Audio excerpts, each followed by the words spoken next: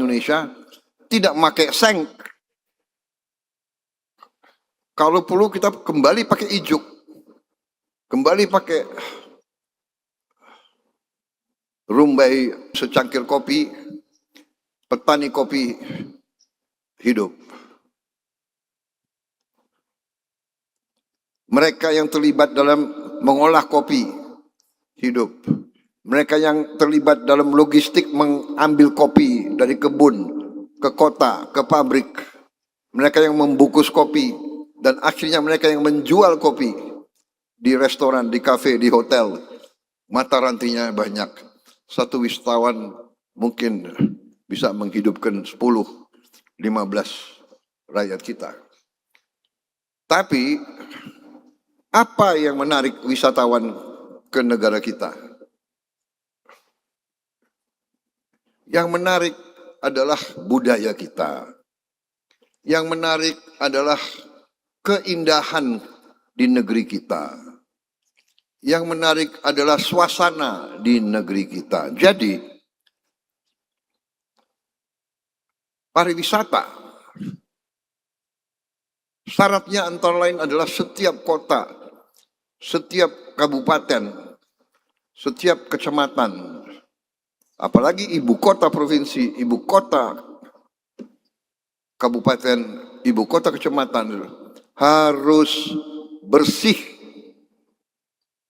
Makanya sampah menjadi prioritas kita.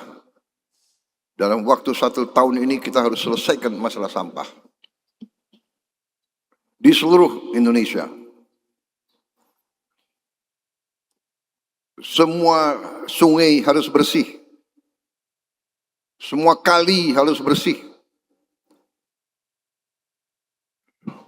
Alam harus dijaga. Pohon tidak boleh ditebang sembarangan. Kalau perlu kita tanam ratusan juta pohon baru.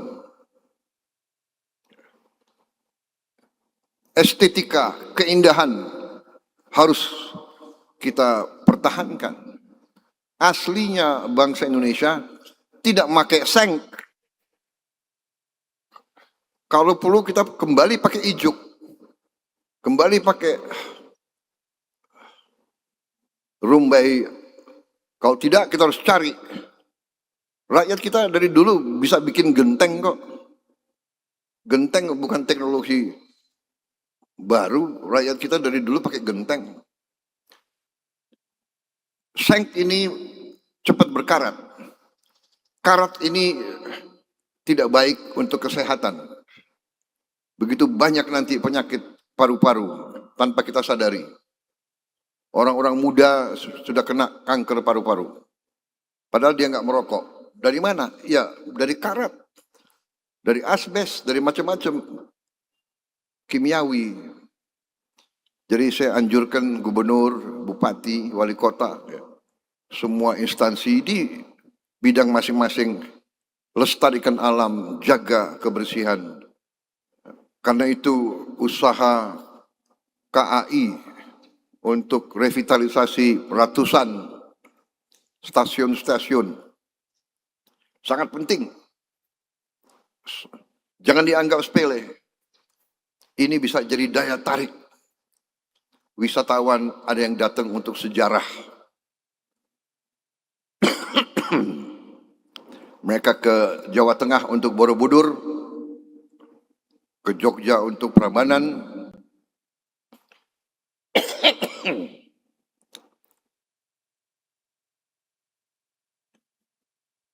Tadi soalnya bicara kopi, jadi harus.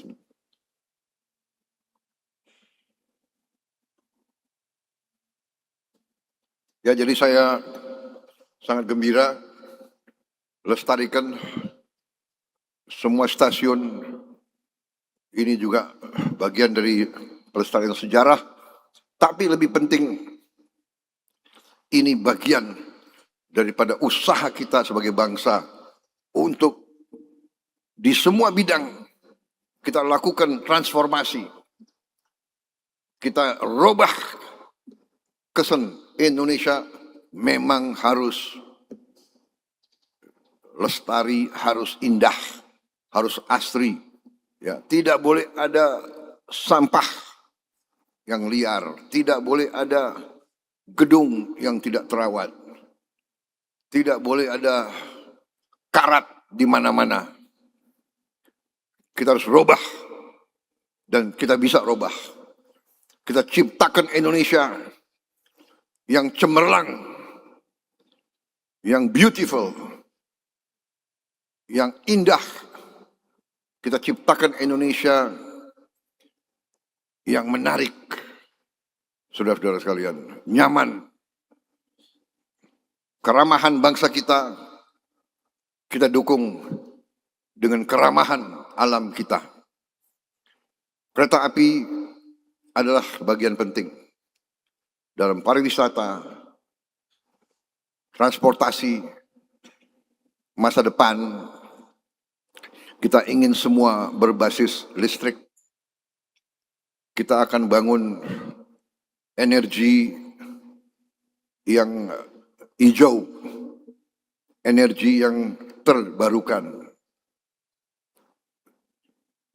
Jangankan kereta api, nanti hampir semua kendaraan kita nanti dari listrik. Truk kita, bus kita, mobil kita, motor kita. Saudara, itu yang saya sampaikan. Terima kasih Kereta Api Indonesia. Teruskan. Dan hari ini saya akan mencoba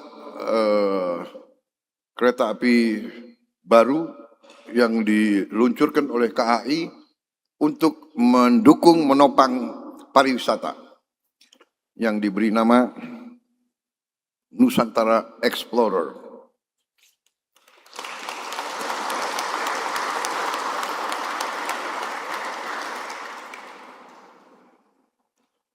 Saya kira itu dari saya, ya. Selamat bekerja. Saya ingin Kereta Api Indonesia berkembang dengan pesat, dengan luas, dengan besar, ya. Bangsa kita besar. Jadi saya minta semua